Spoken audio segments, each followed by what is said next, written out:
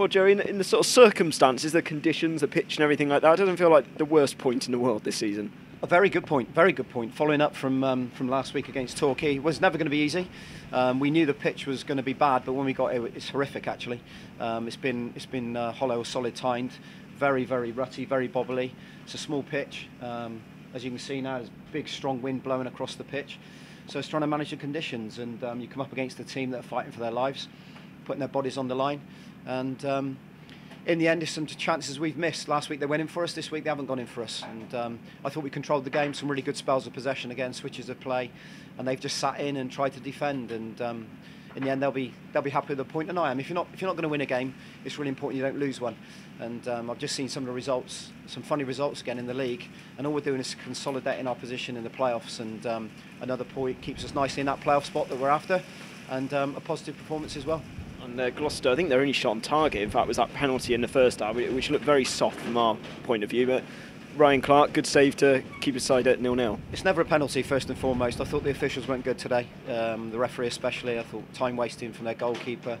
Some funny decisions right in front of us, throw-ins, little finicky bits. He's then not communicating with any of the players.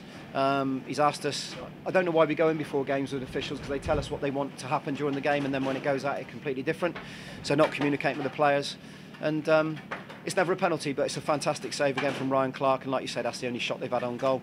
Never caused us any problems whatsoever, and it was always us probing and pushing. I thought there's some strong performances out there from individuals. Good to see James Morton back in the middle of the pitch. I've had to change a few people. Ross will be disappointed, but I don't think it was a pitch for Ross. I didn't think it was the conditions for Ross, and I thought about it. I knew they'd be battling. He's been fantastic for us, and he'll have a massive part to play between now and the end of the season, of course. But we're trying to pick a team for each individual game. Not trying to be clever, we're just trying to win games. And today was a really strong performance and a result where we get just 1 point. Another clean sheet. Already kept more clean sheets on the road this season than last, and you had a debutant as well on the back line. What do you make of Joe Romanski's performance? Yeah, I thought he was absolutely fine. Defensively, solid, sound. They tried to turn us down the sides with that strong wind in the first half, and he won the race each time. Shepherd balls out, comfortable in possession, everything I knew he was going to be. He'll grow into his game.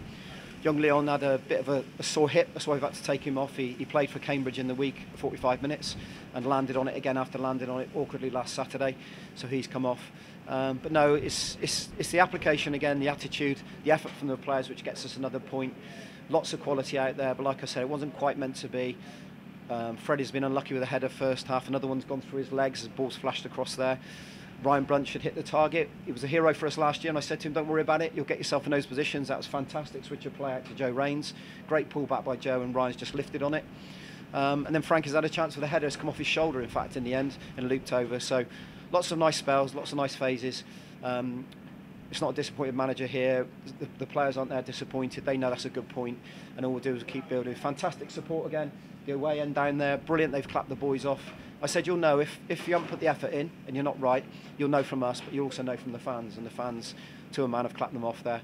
So it's positive for me, really positive, and another good point on the board. You have plenty of attacking options on the bench. We felt we were sort of discussing it on the commentary. We weren't sure who you could have brought on perhaps to change it even more, because certainly probing forward in those last 20 minutes, plenty of corners and free kicks, but just couldn't find a breakthrough. We weren't sure whether perhaps anybody else could have made too much of a difference. Yeah, we talked about it, Mark. There's almost a luxury of strikers now. We were previous weeks, and certainly last year we didn't have that. So no, we just felt as if those three at the top, once I changed it and put Joe out, put Manny up there as a front three, then we were having a real effect on the game, and we felt like we were going to score. So it wasn't quite right for us to make that change today again.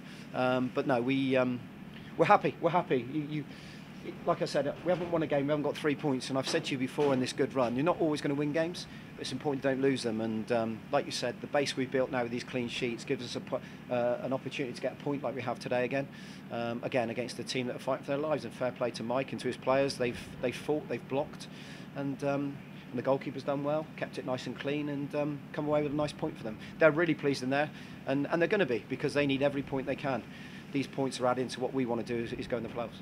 Yeah, I think it's now something like 8 points clear the final playoff place. So you've got aspirations to sort of stay around the position you are? I just want to consolidate in the playoff spot. Of course, I don't want to drop, but all we can do, Mark, is look after ourselves. Each individual game, try and keep adding to the total. Confidence is really high in that dressing room. We've got competition for places now. We can sit down, have another good week of training, put in a game plan for Hampton at home on a nice big pitch. it's amazing when you turn up at places like this, how different it is compared to our place. First and foremost, the environment's different. And then the pitch size is so much different to ours at Twerton. It's such a wide pitch, and it allows us to be expansive like the way we are. And it'll be nice to get back home again next week, and a good crowd hopefully in at Twerton cheering us on, trying to get the lads over the line to another good 3 points if we can. Just final bit really on sort of player news. Kevin and Mank, obviously that's why you would have brought in Joe Romanski, and Dan Ball's gone out on loan. Yeah, Dan's gone to Tiverton. He's got 6 games in a month, purely to go on loan. I know some people are saying, "Oh, is that the end of that?" No, Dan Ball's always going to be around. He's a great servant to this football club.